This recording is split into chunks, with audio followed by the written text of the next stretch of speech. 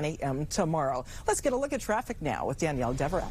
Well, VJ, we've got several reports of crashes rolling in right now. We're going to take a look at the maps. You're going to see that right now there is some very heavy activity over on the Capitol Beltway. The inner loop right at the Springfield interchange. Traffic is at a standstill. Now, they just turned this camera. We have reports of a tractor trailer involved in a crash on the ramp to I-95 southbound. So if you're coming off the inner loop, maybe from the Wilson Bridge, you're going to come across a bit of an extra backup that you normally wouldn't see here today.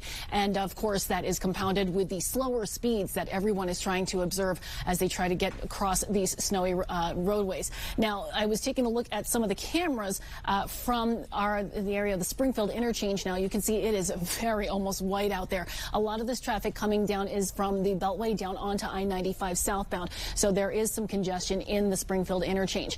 Now, taking a look at the other side of this, the outer loop, there was a bit of a slowdown. Earlier, I saw some plows here. They were holding traffic briefly, and then they were letting it go as long as they were able to pass first, headed towards the Wilson Bridge. So that ride is now taking about 7 minutes to go 4 miles, and that's because everyone is going just a little bit slower. Now, I want to remind you, the George Washington Parkway is closed. It's been closed since early this morning, and they did that preemptively ahead of the snowfall. That is closed in the stretch between Spout Run Parkway and the Beltway in both directions. That will be until further notice. I do not expect that to open before tomorrow morning, so keep that in mind if you do have to head out tomorrow early on.